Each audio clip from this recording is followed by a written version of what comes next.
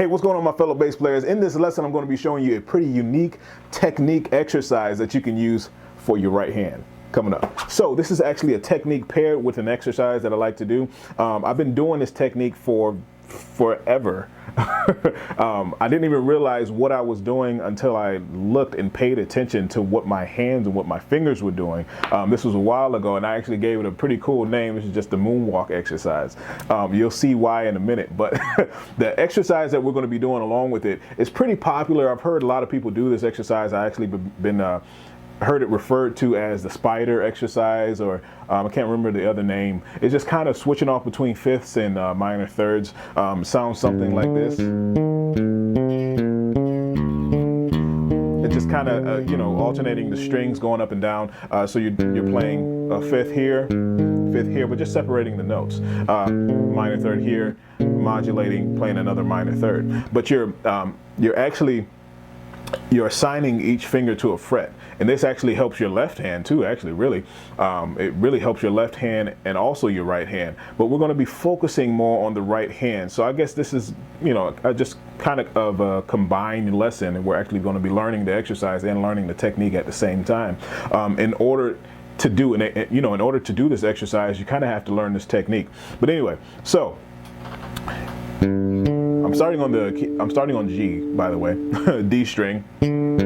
All right, so I'm playing a fifth from there. So if you go up five from there, it's a fifth. All right, but you have to play that in order to where your fingers are aligned. So you have 1, 3. I'm thinking finger numbers now. 1, 3. Next, you're modulating the same thing. So you're literally just moving it up. But you're not going to be playing with those same fingers. You're going to be alternating. You're going to do 1, 3. Second finger lands on the 6th fret, right? Then your fourth finger lands on the 8th fret. So again, 1, 3, 2, 4. Now you're just going to flip that. You're going to flip it and start on the A. All right, your third finger. So you went 1, 2. Now your third finger lands on the A. You're going to do a minor third from there, which is C. All right, then modulate that same thing, but you're going to be using the fingers that are assigned. So fourth finger on the A sharp, and then on the C sharp, you're going to use your second finger. So that's the whole exercise. I don't want to spend too much time on that exercise. And you can move that exercise down. You can move the strings. You can keep the same G string. You can keep that same line. Move it up. It's a good stretching exercise, actually. Well, but I'll go over that at another day. But I really wanted to focus on this part here. I don't know if you guys can see my hand, but when I'm doing this exercise, my finger, you know what? Let me get close. I don't have another camera set up right now, but if you see my fingers, they're doing this thing. So I'm moonwalking. Oh yeah. Anyway, I'm being silly. But you see my fingers here, they're doing 1, 1, 1, 1, 1, 1, 1, 1. They're doing 2 strings. They're plucking 2 strings with 1 rake. So 1, 1, 2, 2. 1, 1, 2, 2. 1, 1. So that's what gives it that moonwalk effect. Yeah. Anyway. Yeah, I know that was corny. But anyway, I like to call it the moonwalk or the skipping technique, right? We all use it at some time, but we just really don't realize it, you know, because we're just trying to get by. We're just trying to play whatever feels comfortable. But eventually we'll end up doing that moonwalk technique, right? So I'm starting off first finger, second finger.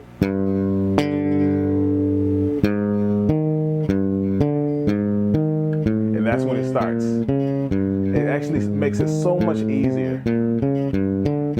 So I'm doing, and if you're actually a beginner, if you're trying this exercise and you're a beginner, you might want to simplify it a little bit and just do 2 notes. Don't do the exercise, because then it makes it a little bit, now you have to concentrate on your left hand and your right hand. Yeah, I know how crazy that can be. Even right now, for me to realize and go slow and actually figure out what I'm doing, because I've been doing it for so long, it's hard to slow it down and show you exactly what I'm doing. But that is the technique that I'm using. I'm doing 1, 1, 2, 2, 1, 1, 2, 2, raking between the G and the D string. All right, so if you just want to practice that exercise by itself, go right ahead. I actually would recommend it before you get into learning that exercise. I wish I had like a slow motion type of thing.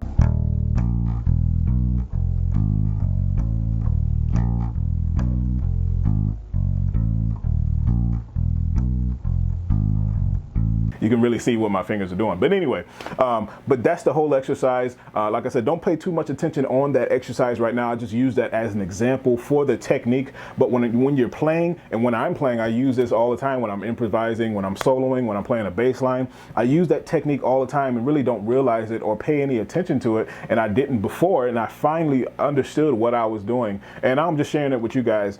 Just a little technique that you can take with you and put into your arsenal. I'm sure you're going to be using it regardless. But if you actually isolate it and practice it by itself, it'll get that much better, that much more efficient, that much faster, that much quicker, that much cleaner, right? Or, you know, it doesn't matter about how fast you're going, just make sure it's clean, right? But eventually you'll be able to get the speed that everybody longs for. All right, most guys. But anyway, so that's the technique. That is the moonwalk technique. You can try it just by itself. I'm just borrowing the two strings here. That's why I tell a lot of my private students to just practice unplugged. Turn the volume all the way down. You don't have to be, you don't really have to hear yourself. You just have to know that you're doing that technique. When you're practicing technique and things like that, that you really don't have to listen for or hear, and you're just knowing you feel it, you really don't have to play plugged up. You know, I would sit in front of the TV and watch a movie. I was a teenager, just, kind of just sitting there watching, I don't know, Power Rangers or something. I don't know. I don't know what I was watching back then. But anyway, just sit there and just practice unplugged. I would play 1, 1, 1, 1, 1, 2. I would do the same thing with the major scale. I'll play it back and forth.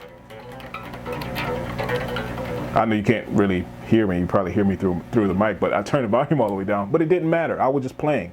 Just the repetition, right? Getting myself used to it, getting that muscle memory down, definitely helps too. And you're not really even realizing it or thinking that you're practicing because you're doing focusing on something else at the same time, using that time to be able to practice effectively. All right. So I hope I didn't go too fast for you guys. If so, and if you have any questions, you know what to do.